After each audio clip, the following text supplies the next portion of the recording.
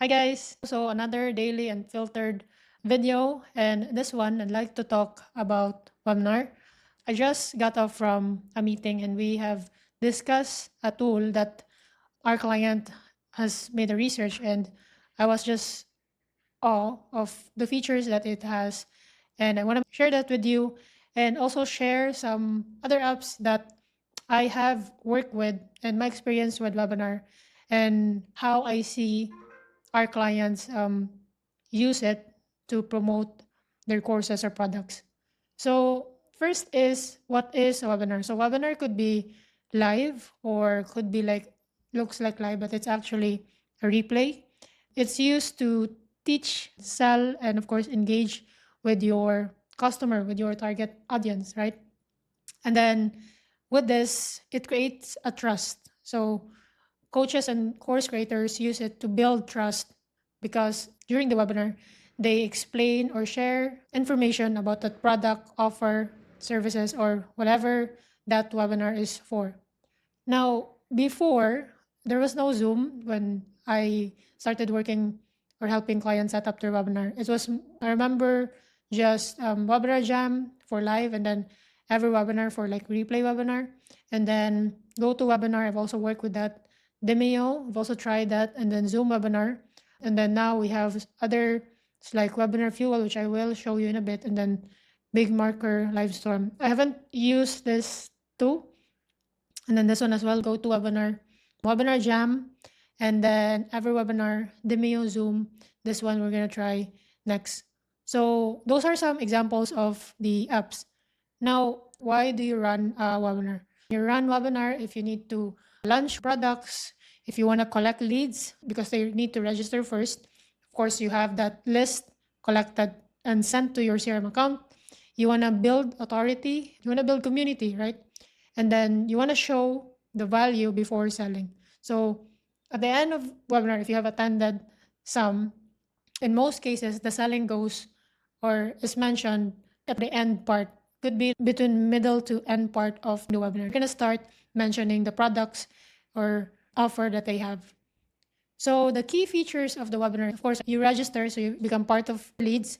Leads is saved to your CRM, and you can follow up with those leads since they have registered. For example, if you run, let's just say 3 topics, and then based on those leads, you know which one works best. Example, you have this specific title for webinar 1, you adjusted it for webinar 2, and then another adjustment for webinar 3. But the offer is similar. It's just that you have changed how you presented it based on each of the webinar. And then based on that result, via registrant versus attendee, you're going to know which one works best. And in most cases, whoever wins, then that's going to be used for the replay version or automated webinar is what it's called. So again, they register, you send reminders, you have live chat. During the live webinar, it is live chat. It's not dummy or AI. It is live, and then there's a Q&A, there's a polls, and then pop-up offer during session. Again, this kind of start happening in the mid to end, and then analytics and integration. And then based on the app that you are using, you want to have that app functionality of providing you analytics of how that webinar went. So again, not all apps are similar. Some is like just better than another one. And then other than that apps, you want to make sure you have that list. You can able to control that list. It could either be you could send it to your another CRM account, and then with that, depending on what was their action is, you could nurture them, send them to another follow-up emails, or provide something else. So you can do a lot on the leads that you have gathered based on the webinar that you just did. Now, the recent one that I noticed that went really well is Alex Hermos's YouTube live for his, I think this product, the 100 money model. And then as you can see, there was like a Guinness World Record target and so on. But he did this live. I haven't watched the full live episode, but I am currently listening to the audiobook of this one.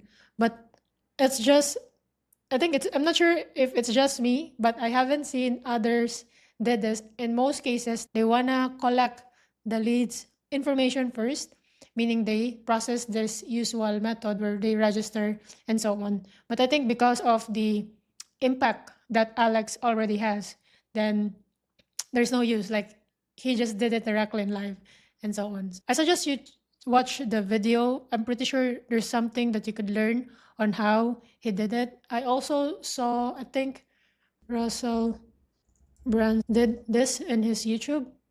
So live. Yep. So it was 12 days ago. So it's kind of similar actually. And then same for Alex. So kind of similar, right? So with the presentation, him talking, and then not yet mentioning the offer, and later on, pretty sure there's gonna be some pricing in here. Yep, 497 today.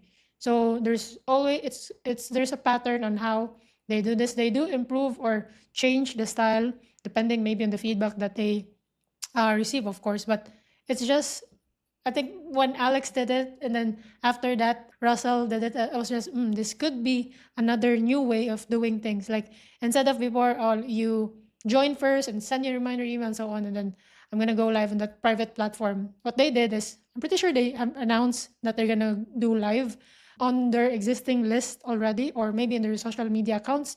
And after that, they did the live in the directly in YouTube. I think we're gonna see more and more strategy or style of doing live presentation like this one, like what Alex, Hermosi, and Russell did. So again, it's not a webinar by platform, but it worked like one. So if you watch other webinars, it's kind of similar, but again, they have to use the YouTube live functionality. So the main difference is webinar is gated, meaning you need to register. And then the YouTube live is open to public and shareable, which is another benefit, right? Like example, if I'm watching Alex or Mosey and I like the presentation, I could easily share that to my social media accounts and kind of invite my friends to also watch if I see a value, right? And then, of course, another functionality or feature is you don't need to, like, if I want to watch it right after the live, I could always do that and just visit channel. I know it's here. If I miss, like maybe during this time I'm not available, then I know that it's here, so I can rewatch it. And then if I find something valuable, I could just share this replay to my friends. So again, it has its own advantage. And again, with their leads or impact already, Alex Hermosi and Russell, he also have 402K subscriber. Haven't checked his other social media yet, but they already have that lead. So they're kind of taking advantage on that already. And then I think the YouTube algorithm will also help this to continue pushing more to those people who are interested in this topic that they are talking about in their videos. So again, pros of webinar or live is it builds trust fast, because again, they see you presenting live, they see it's you talking about that topic, sharing your experience, sharing your knowledge. So the conversion is high on this static videos. And then again, the recording is reusable. It creates, like, just because Alex and Russell stop the live doesn't mean it's stopped in there. I'm pretty sure the views continues to grow, the trust that their audience continues to grow because they did this live thing. Now, what are the cons of these webinars of live? Number one is, of course, tech glitches. It is possible. We had experience a lot on this one, though I'm not the one who is like on the live during our client's webinar, but we are doing the fix, like because of the time zone difference, right? We're doing the fix on the apps during, like example, we test it first and then so on, and then we do the fix for what we see. And then sometimes in bad cases, what happened is it's not what we set up that has the problem, it's the app itself has the problem. So technical glitches is very, very possible. And then many registers but fewer attend, because just because they register on the Monday doesn't mean they will always attend. People's minds keeps on changing, people's interests keeps on changing. So that's why it's important to send those reminder emails, reminder SMS, and so on. And that webinar app that you have selected to use should help you send those follow-up reminders, emails, and SMS. Next is repeating live is tiring. I've seen this from our clients who doing live training again and again and again, and he just got tired. Our client got tired doing that, and that's when we needed to do different review or testing of which of the webinars did pretty well. And then what we did is we made that into an automated webinar or a replay type webinar. So there's a solution, but of course, you need to start with live, right? Next is, of course, platform fee. So depending on the apps that you use, you need to pay a certain fee. So takeaway, webinars and live, kind of similar. It's just difference and tools. Webinar is gated, meaning they need to register, and then live is open to public and shareable. Now, what matters is, again, how well they connect and deliver their value. And as an example with Alex and Russell, I think since they have already the impact or list or followers, they were able to do this straight away directly from YouTube. And again, for sure, they have sent some announcement, reminders to their leads or to their subscribers, but still, it's just amazing that they were able to do it live directly in YouTube. If you check the setup here, you can see that there are lots of things going on this studio. So again, they're trying to make sure there's no technical glitches as much as possible. So maybe they have worked with YouTube to make sure that they have enough capacity during that live session, especially with Alex, because as you can see, 1.1 M views, and then they were able to reach their target, which is the world record of numbers of sales. So now that being said, let's go back to some apps that I have able to use and give you my opinion on my experience with that. But for others, I just saw them based on my research, but haven't experienced them yet. So first is, I think the oldest one that I've tried is the EverWebinar with the WebinarJam. So EverWebinar is like the replay or automated email, and then WebinarJam is the live one. So what I do before is after WebinarJam, I have the copy of that, and then I set that up with EverWebinar so that it sends or have that video as if it's live. So it's an automated webinar, and then it has some functionality to make it look like it's live and interacting to the audience. So again, WebinarJam and EverWebinar. Another one that we've used is Demio. And then for this one, we've had experience where their support was able to assist us with that. But again, tech tools like this, glitches, especially live webinars, sometimes really happen. So it's a matter of trying your best during the test mode, making sure everything's set up. But if there's really worst thing that happen is something goes wrong during the line, that's it. But before that, you could do some due diligence of reviewing things in your side that you see that you have access to make sure everything is gonna go smooth as much as possible. And then GoToWebinar, I've also used this. I think it's one of the oldest, if I'm not mistaken, that I have used as well, other than the WebinarJam and EverWebinar.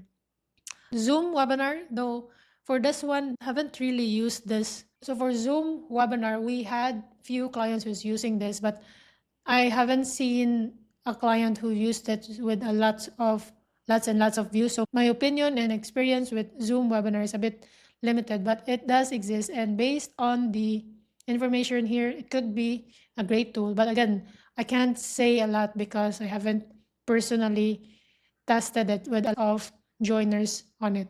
To recap, WebinarJam for the live I've tried, and then EverWebinar for the replay. We have Demio, GoToWebinar, and then Zoom. Now the new tool that we're gonna try next is the WebinarFuel. So we're coming from EverWebinar and we want to try this one. And this says that they have lots and lots of analytics inside, which is what we really need right now, because we're trying to, when you're running a webinar, you're trying to understand what happened during that webinar. Whether that's live or an automated one, you want to know and understand what happened. Now, if your app that you're using does not give you that information, you're going to have a hard time. Now, what we're doing right now is we have hooked EverWebinar with Keep, and then control it via tag when they attended, skip, or something else. But it seems like, based on our understanding right now, it's not enough.